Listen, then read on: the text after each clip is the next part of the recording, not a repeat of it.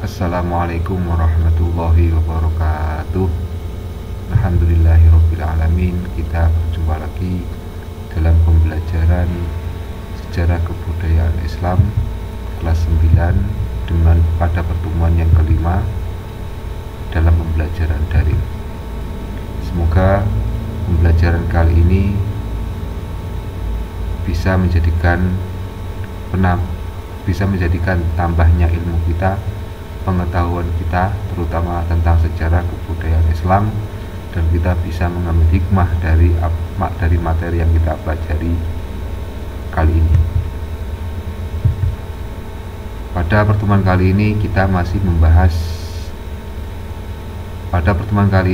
membahas bab 2, yaitu kerajaan Islam di Nusantara, dengan subbab kerajaan Islam yang ada di Pulau Jawa. Kerajaan Islam di Pulau Jawa, yang pertama adalah kerajaan Islam yang pertama didirikan atau yang ada di Pulau Jawa, yaitu Kerajaan Demak. Kerajaan ini didirikan oleh Raden Fatah atas dukungan para Wali Songo, yang awalnya adalah berupa hutan yang bernama Gelagahwangi atau Bintoro. Itu adalah daerah kekuasaan Majapahit kala itu. Raja pertama adalah Raden Fatah yang berkuasa antara tahun 1500 sampai 1518. Ini adalah putra dari Raja Brawijaya V, yaitu Raja Kerajaan Majapahit. Yang selanjutnya, Raden Fatah ini dalam memerintah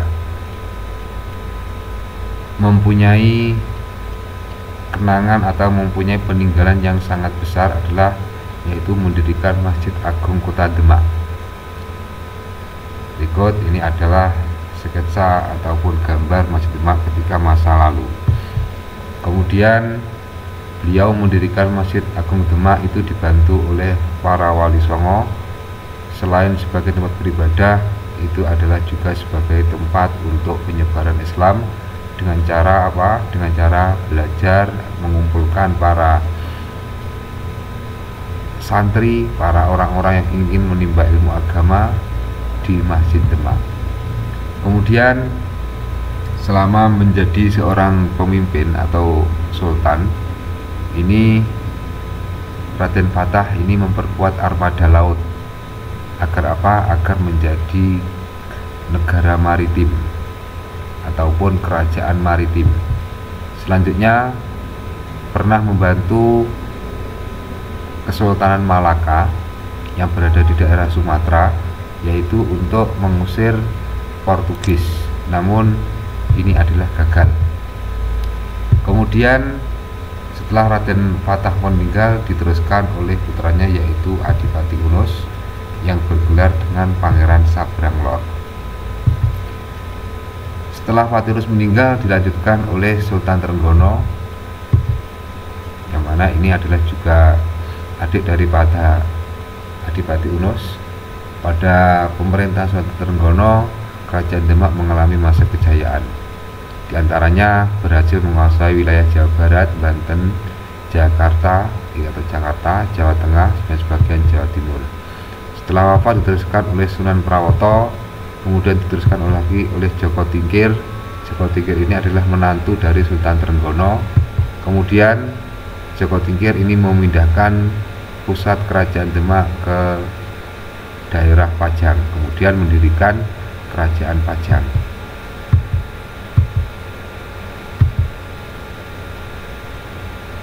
Raden Fatah ataupun Kerajaan Demak ini memperkenalkan kitab undang-undang kerajaan yang bernama Salukantara.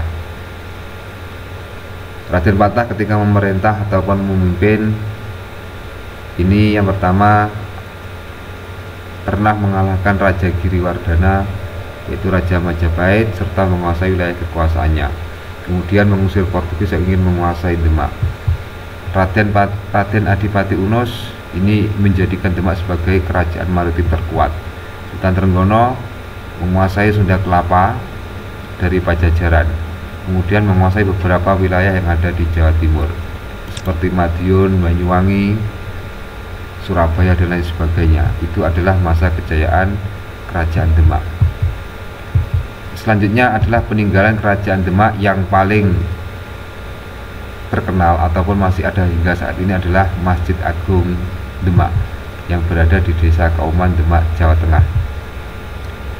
Kemudian di dalam Masjid Agung Demak yang termasuk peninggalan dari Sultan ataupun dari Kerajaan Demak, yaitu adanya Soko Tatal dan Soko Guru. Soko Tatal ini adalah soko yang digunakan atau yang dibuat oleh Sunan Kalijogo yang terbuat dari tatal ataupun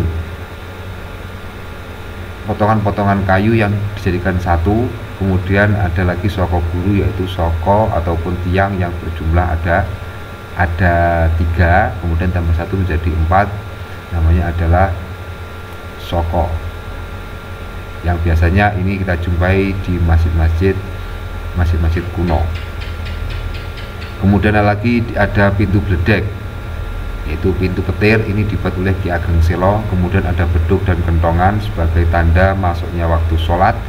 Kemudian ada situs kolam wudhu yang sekarang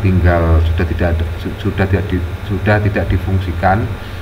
Kemudian ada dampar kencono, ini adalah tempat duduk para raja yang sekarang dijadikan tempat ataupun menjadi mimbar khutbah di Masjid Demak. Kemudian ada piring campa yang berjumlah ada 61, peninggalan dari peninggalan atau pemberian dari Ibu Raden Patah. Kemudian ada maksurah, yaitu kaligrafi yang ada di masjid yang isinya adalah tentang mengisahkan Allah. Anak-anak, itulah materi kali ini.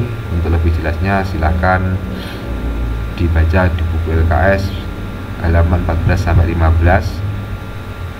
Kemudian bila ada materi yang ingin perlu ditulis, silakan ditulis.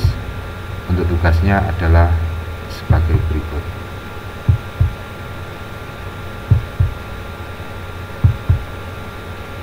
Terima kasih anak-anakku, senantiasa menjaga kesehatan, dan semoga MTS Al-Muslimun dijadikan madrasah yang barokah, bermanfaat.